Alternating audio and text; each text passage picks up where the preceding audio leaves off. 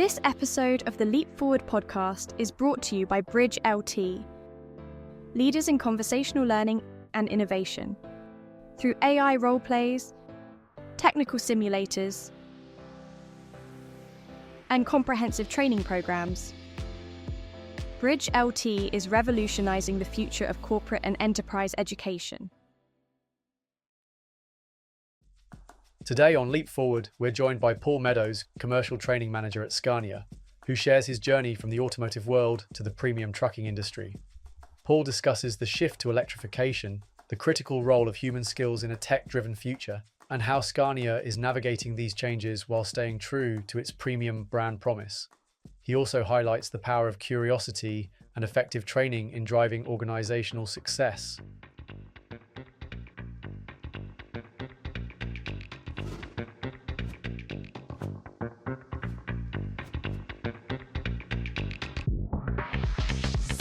So I'm absolutely delighted to welcome Paul Meadows from Scania to this edition of Leap Forward. Welcome, Paul. Thank you, Justin. It's great to be here. Thanks for having me. So first of all, give us a bit of an introduction. Tell us about the business, the role, and the value proposition. Sure. That final question's a real good one, and I dare say I'm going to struggle with that one. But effectively, Scania Great Britain, we are the premium brand as it is within the UK. So when we look around the landscape, if you like, we're kind of, sort of seen as the premium brand, and we do talk about that quite often, to such an extent. You know, it takes us to, well, what do we mean by premium? And of course, we can talk about the premium product and what have you, but that extends very, very nicely into the customer experience, and it's something that we're very much focused on at this moment in time, and it's a key element, if you like, of our future strategy and our thinking.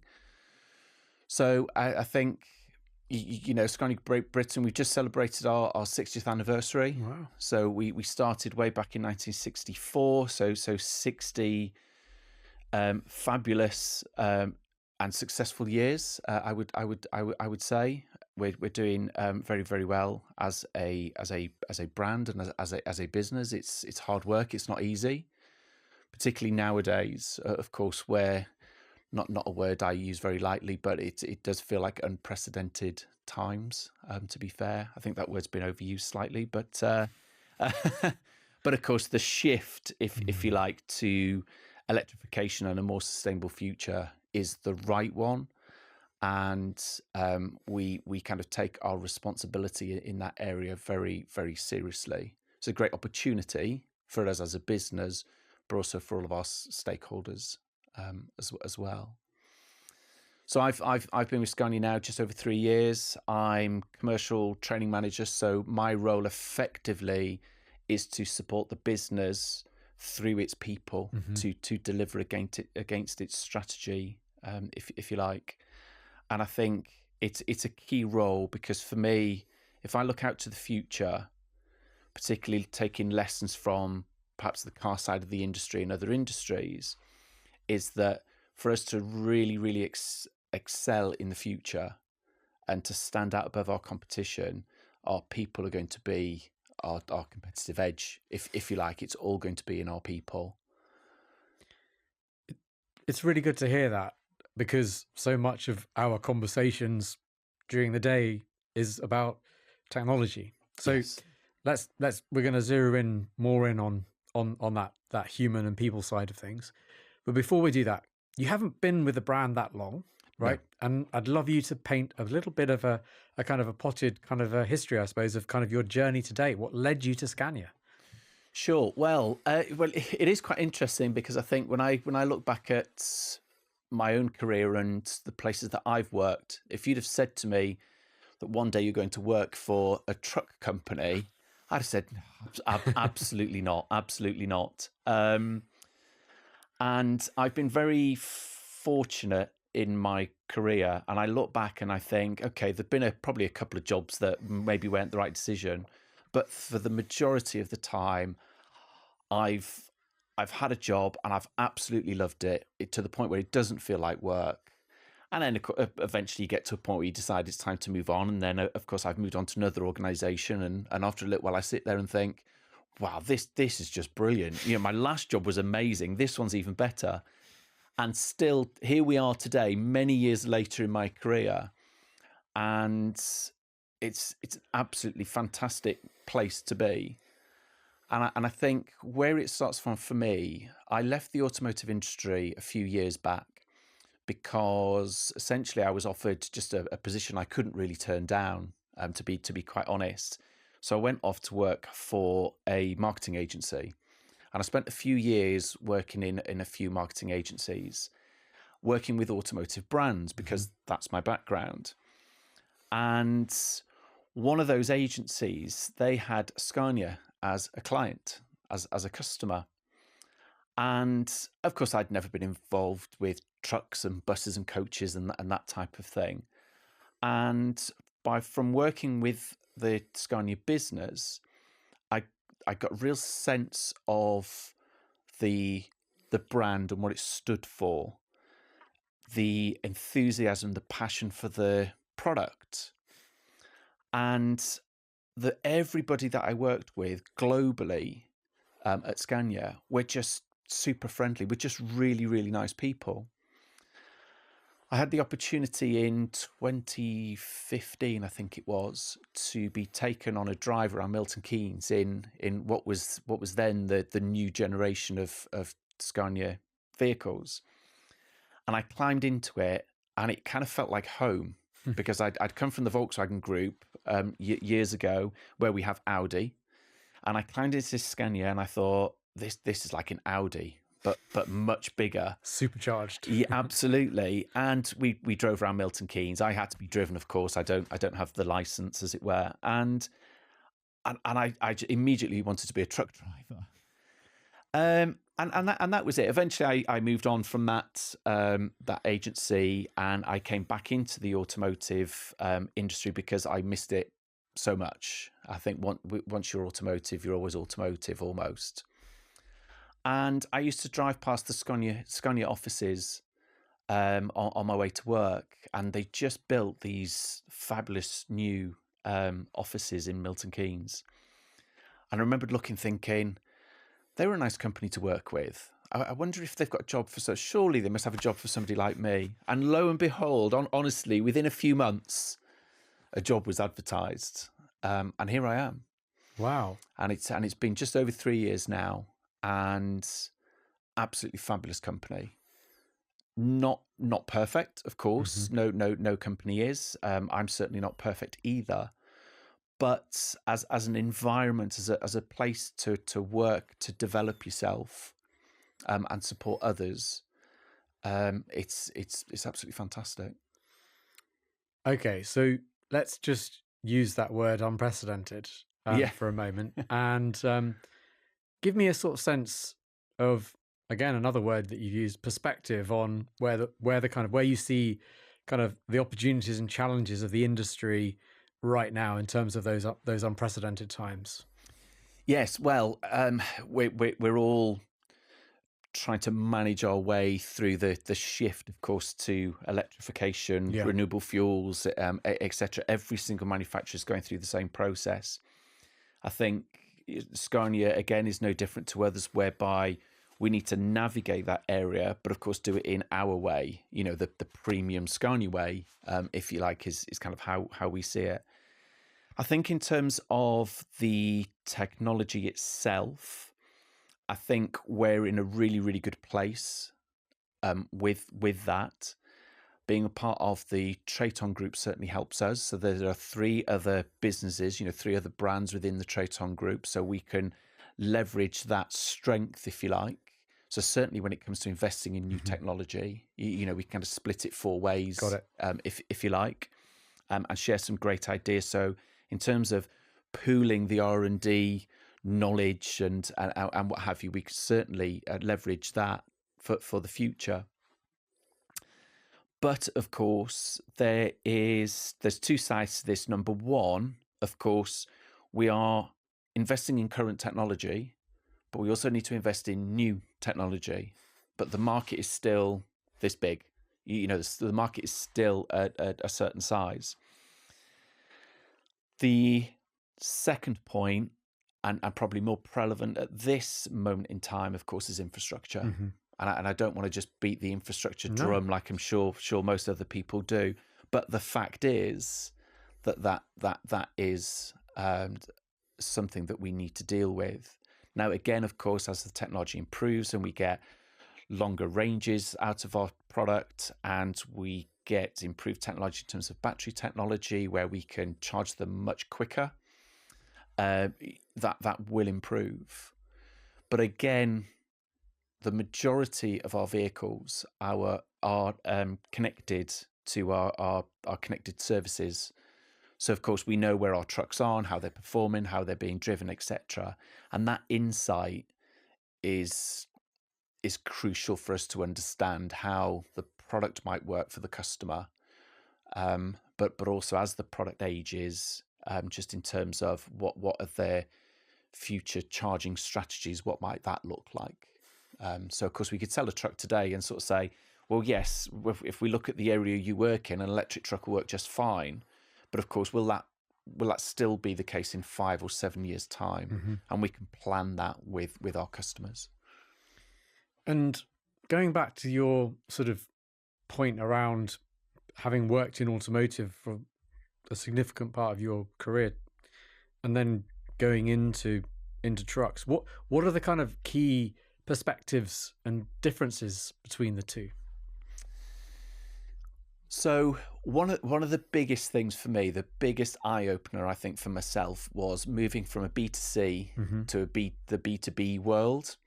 I did that initially with commercial vehicles, so Volkswagen commercial vehicles. So I left cars and went into vans. Right.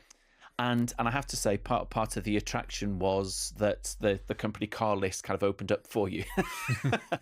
So, of course, if you work for a particular brand, whether you're working for Vauxhall or Ford or Volkswagen, that's the company car you get. When you move into commercial vehicles, all of a sudden, you can almost have anything within the group. So that was a definite attraction. But I think for me, it was the experience and the opportunity of working in a slightly different world. I've worked in B2C for years in various roles. So to move into B2B was a real eye opener. And the main reason for that is that I thought B2B would be quite ruthless, because we can almost do whatever we want and just turn around and say, sorry, that's business, and almost get away with it. Or it feels like it anyway. And what I found, which was a lovely surprise, was actually people matter more in a B2B world. And it's the relationship. The truth is, we're probably in a relationship business here. And it's not just about shifting metal. It's not just about us selling lots of trucks and exceeding our records or improving market share, wherever it might be. It's very much about the care, the customer service and experience that we provide thereafter. And that is key. And for me, that resonates very much with myself, because I've always enjoyed selling. I've sold all sorts of different things throughout the year, and I've always enjoyed that process with interacting with people. But what I've come to realise, actually, it's the customer service bit. It's the bit that you do after the initial sale that really matters. That's where the true value is for the customer, the business, and yourself as well. So. Yeah, it's interesting, isn't it? Because we always use this term after sales, but really, you're never after selling, are you? No. No, it's a crucial part of it, and people throw various numbers around, don't they? Sales sell the first car, after sales sell the next 5, and things like this. And look, it's fine. I get it, but I think the truth is that when we think about value for our customers, same as when we think about value for our own people, what is it that people value? And of course, we can talk quite often about, well, people value this because it's the best coffee, or people value this because it's the best, whatever it might be. But the truth is, and I talk about this quite often, what our customers want is, or what they need is, they need to move goods or people from here to here. It just so happens that our product enables them to do that quickly, efficiently, and whatever it might be. But of course, if there was a different product that did that for them, they may well use that. So, and I think for us, as well as other manufacturers, it's also taking that view and that perspective about what could happen outside of our industry that affects what we're doing. And I think that's quite an interesting area. So drone delivery, for example, would that have an impact on our business? To a certain degree, it could well do. I mean, it's not going to shift 100 tons worth of earth moving equipment, of course not. But when and how does Scania look at that and see that as an adjacent opportunity, right, to deploy all of your amazing engineering and infrastructure and support to that kind of different paradigm? Yes, absolutely. Yes, and I think that will very much come down to the business, taking that decision of do we stick to our core, or how much do we flex that? Yeah. And of course, there are plenty of cases where businesses have expanded themselves to include, and then you can lose the focus on your core element of the business. And I think Scania well played. We've got 134 years of history to sort of guide us, if you like. And I think my personal view is we probably will remain on the core segment that we work in and drive value for the organisation and its customers, of course. And I guess, other forms of technological kind of innovation will come to, evolve the current business, be that autonomous, electrical trucks and so forth, right? And, you're living and breathing this incredible moment of change going on in our industry. Yeah.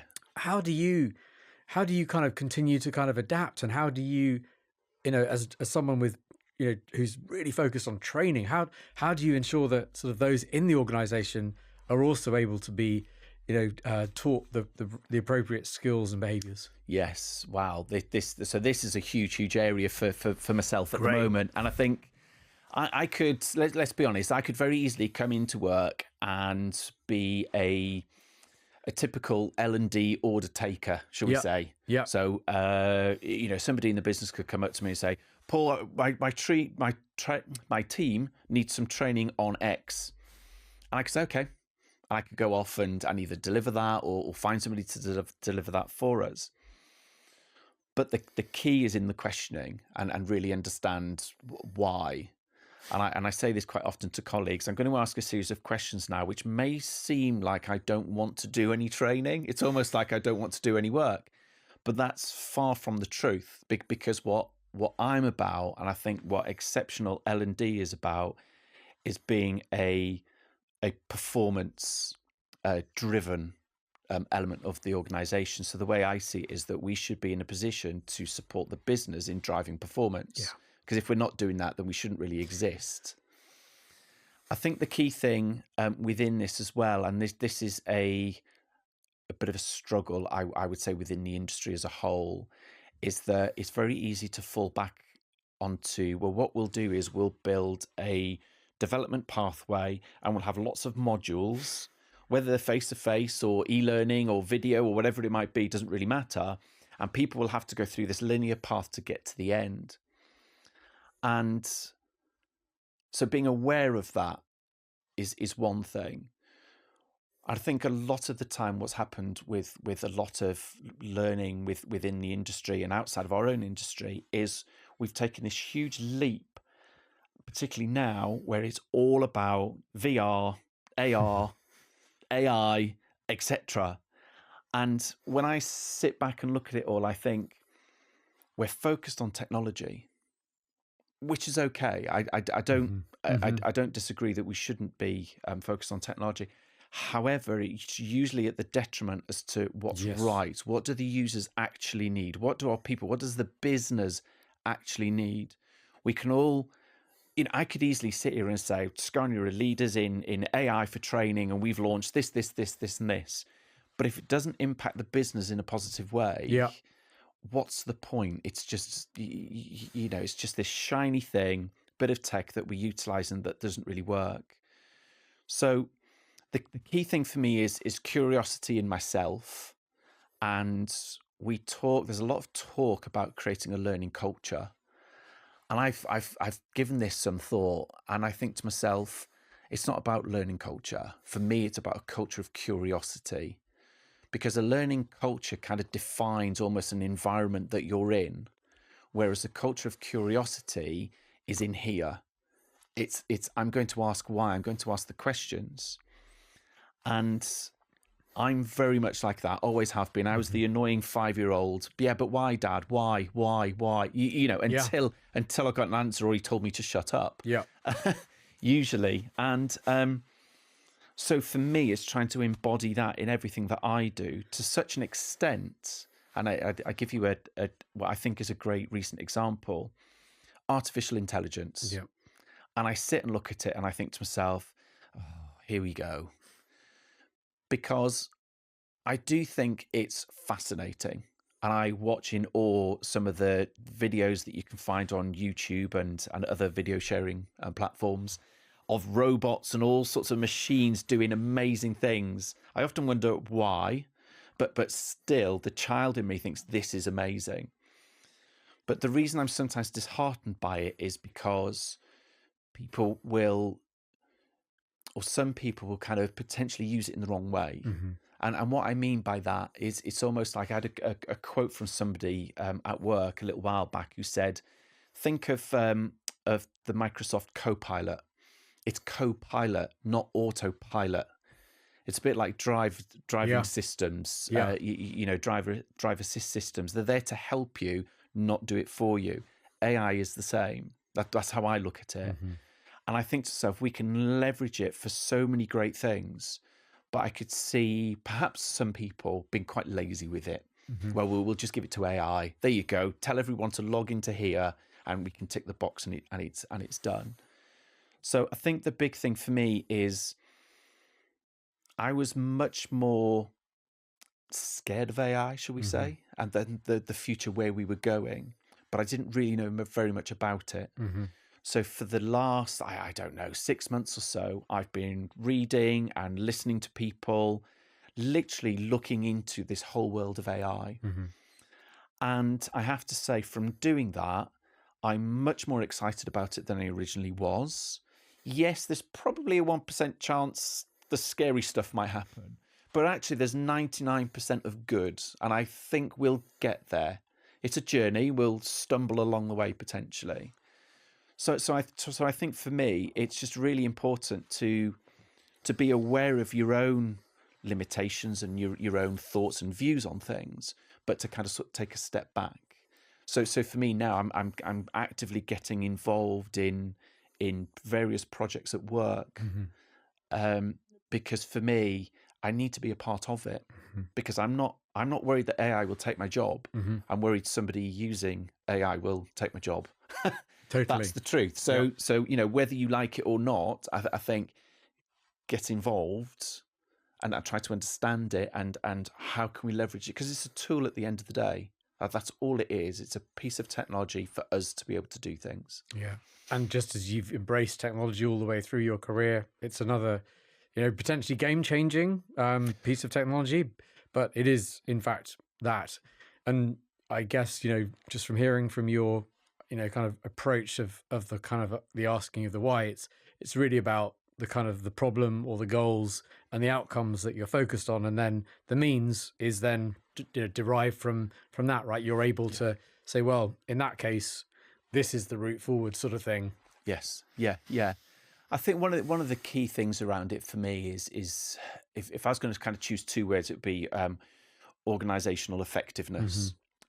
So for example, as I mentioned earlier, in terms of our investment into future technology, certainly the product and then associated services that wrap around it, this is all about driving value for our customer. And of course, if we drive value to a certain extent, then of course, perhaps we can ask for more money for our services to our customers, which of course is good for business, as long as the customer's perception of value is there. But of course, at the other end of this, and that's finite, we can only maybe push it so much. We might be able to say, well, could we charge this much for a truck? probably if we do all of this, but there's going to be a kind of a ceiling, isn't there? So then we have to look at the other end then, which is obviously the bits that we can control, which are our costs. And of course, within this area, it's about, we could talk about efficiency. I try not to use that word as much anymore. It's about effectiveness, really. And for me, it's about, well, actually, if we can leverage technology and take away the human error, particularly in the mundane tasks, it's that automated stuff that you do and you might not notice that you've made a mistake or whatever it might be. If we can take that element away and reduce costs in that area, so that, for example, I'm able to be much more effective, much more creative, much more whatever it might be, then that's certainly going to help the business. So we're all operating on pretty tight margins. You know, we're all seeing it's, of course, it's all over the press about cost of living and business costs going up and up, and of course, any way that we can sort of cap those or keep a lid on those and kind of keep them down, will certainly help the business. So I think it's almost inevitable. And any business that doesn't take advantage of AI probably won't be here in the long run, will they? I think you're absolutely right. I mean, I'm really interested in sort of, you know, this point you're making around sort of, you know, effectiveness. When you're building, ultimately, after you've got the answers to the why questions, when you're building out these programs and so forth, what are the kind of the metrics that you kind of tend to put in place? How do you measure success? Wow. Yes, that's a great one. So the easy answer in some respects. So if we, you know, within L&D, generally we want to kind of justify our existence somewhat. Yeah. So we can turn around and just sort of say, look, we've put all of this training on. We've had this many seats available. We filled these seats. There's a 94% utilization, and we can give ourselves a little pat on the back. But of course, the truth is, well, what impact does that have on the business? What impact does it have on our customers and on our staff? And this is where it becomes quite difficult. It's very much like marketing. And I always sort of give an example, which is, if you ask Coca-Cola to turn off their marketing, that they would say, don't be absolutely ridiculous. But you'd save, I don't know what they spend on marketing, but it must be a huge number. But the truth is, we may not know exactly which elements work, but if we turn it off, everything will bottom out. And then, of course, to build yourself back up again is a real challenge. Yeah.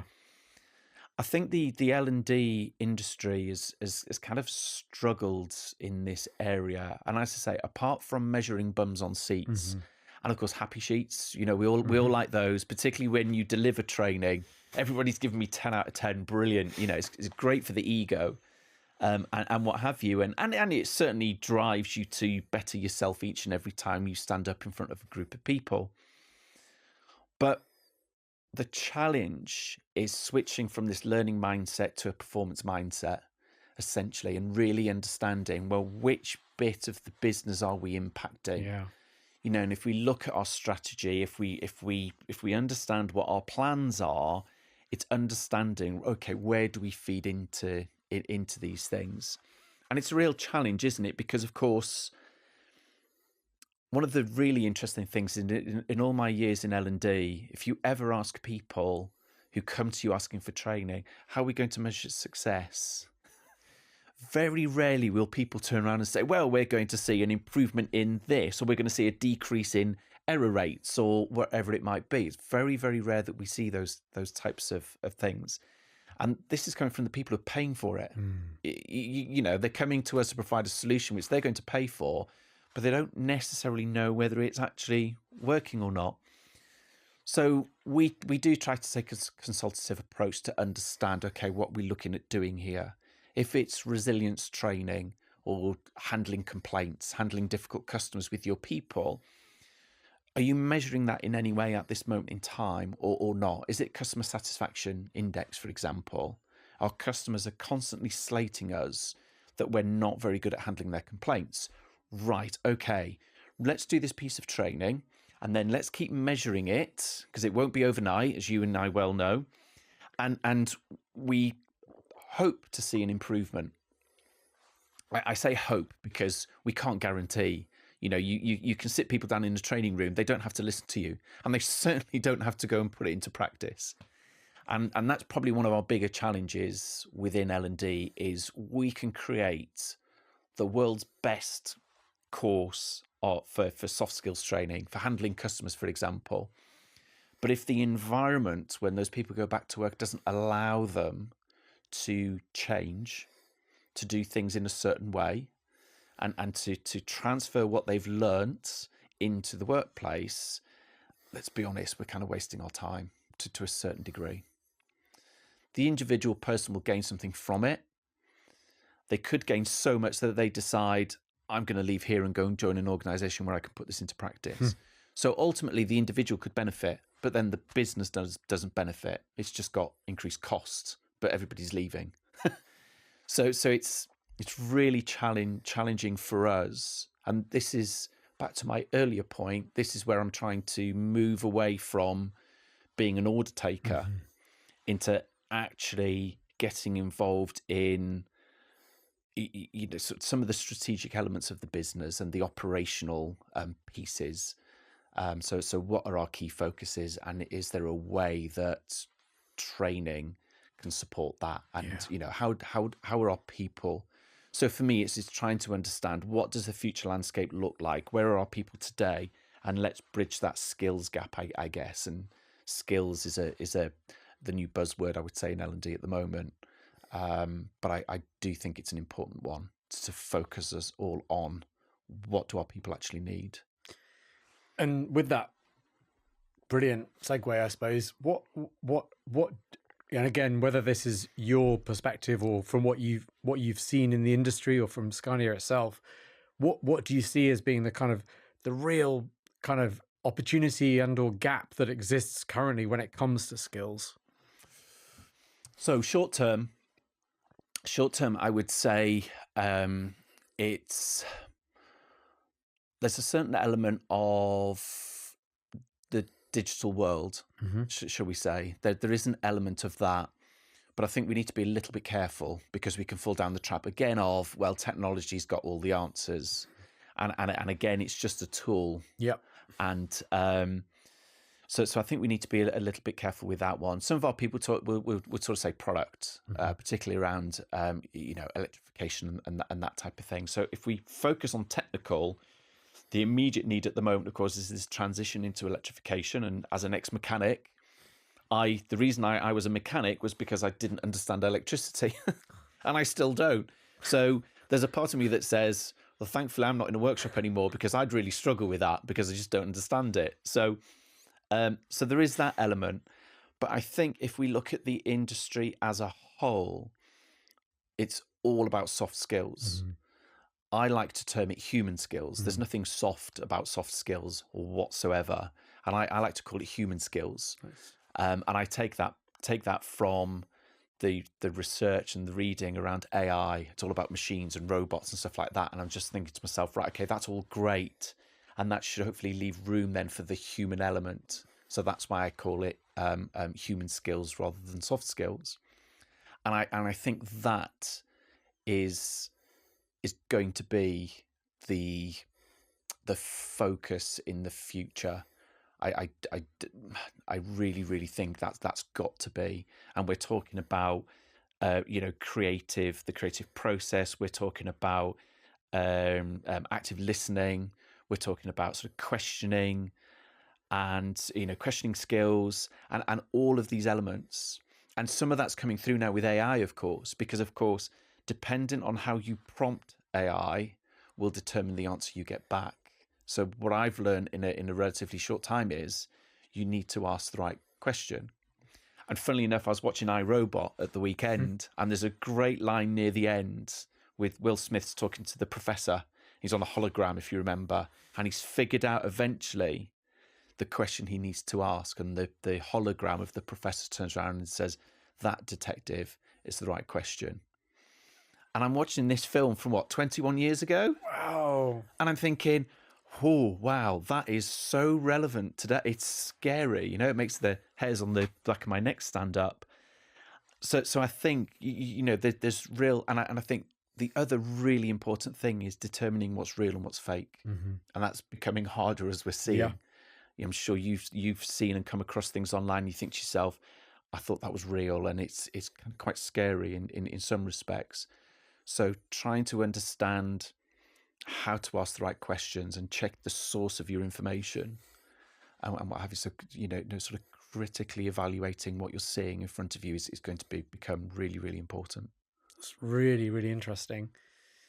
And I suppose the other sort of question, as a again, in the role you're in a sense, how is technology evolving the learning experience?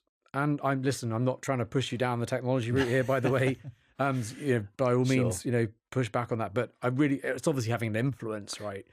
And secondly, include in that the mode of delivery as well. I mean, size up the Scania kind of the scale of your job, I suppose, in a sense, and apply that and go, well, there are only so many hours in the day, and there are only so many people. How do we scale that, right? So Yes. I'd be really fascinated to hear a little bit about that.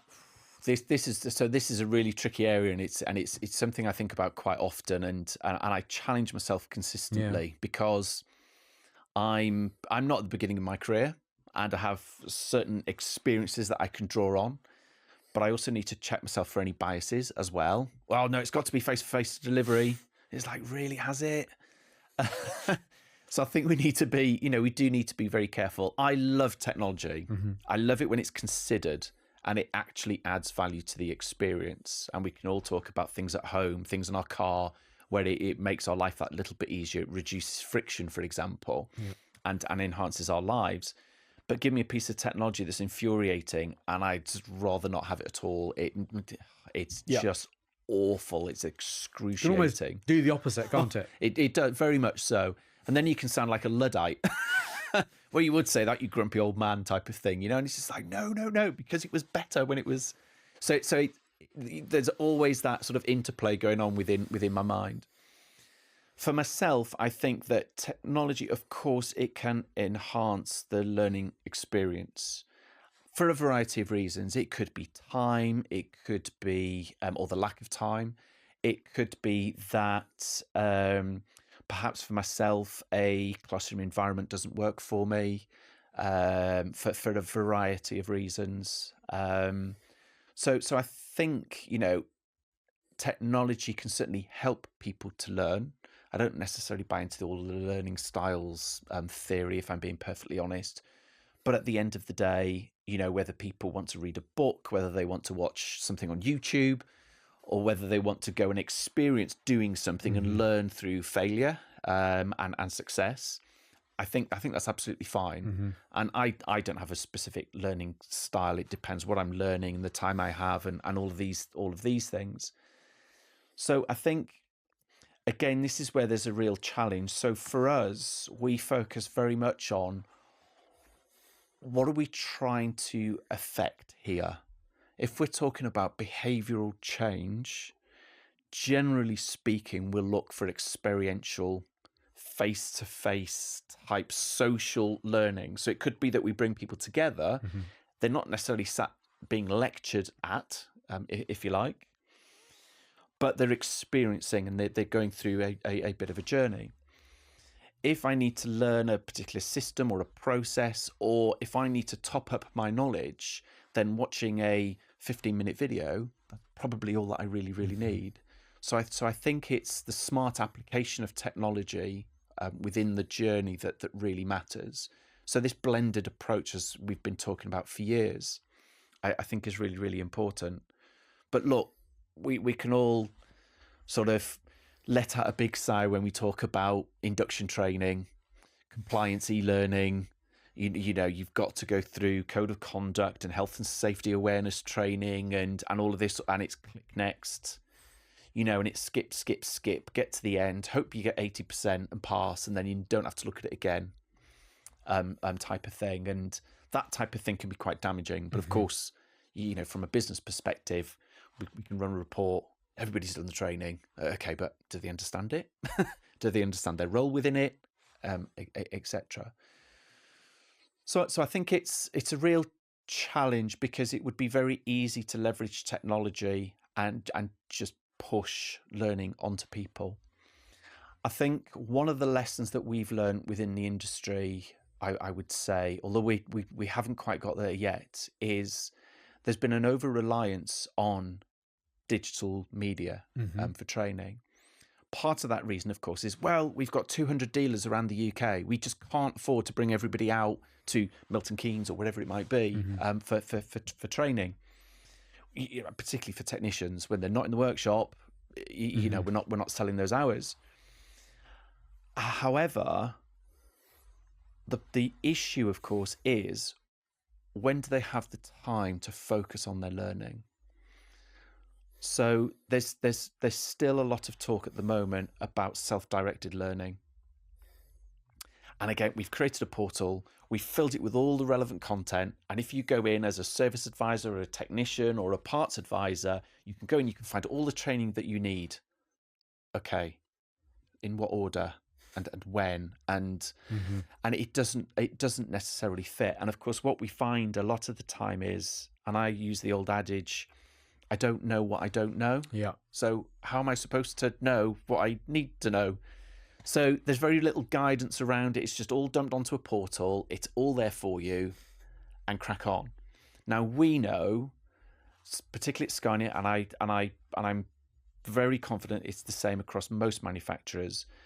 When do our service advisors get the time to sit down and properly go through a piece of e-learning and really understand what it is that they're listening to, reading and experiencing? Then, of course, how do they transfer that back into the workplace? I've learned this great stuff, but I don't know how to inject it then into what I do. So this is where I think we have to be very careful with technology in our approach. It's too easy to talk about self-directed learning, because not everybody is that curious. Not everybody is potentially that into learning, shall we say. They are, without realizing it perhaps, but yeah, it's very, very interesting. And I guess just thinking about sort of going back to the beginning when you first embarked upon your career, kind of looking back now, I guess, what sort of advice would you give yourself today? Oh, wow. I think being patient is one of them, and kind of trust the journey. It's a bit of a cliche, isn't it, really, I think. But what's really struck me as I've talked to a variety of people throughout my time, and even so recently, is the amount of people that didn't have a plan.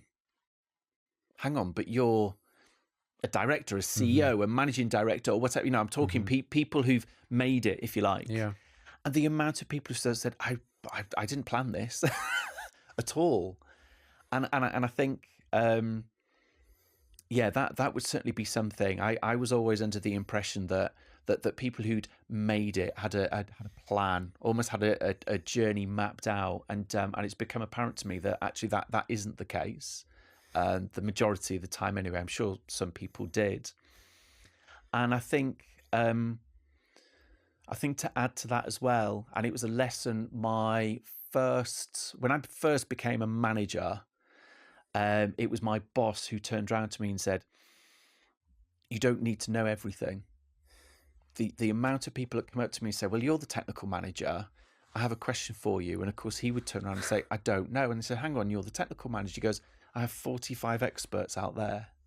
So again, I learned very quickly, you don't need to know everything, but if you can surround yourself by people and galvanize the team in such a way, because we can't all do any of this on our own, you know, we need to do it as a team.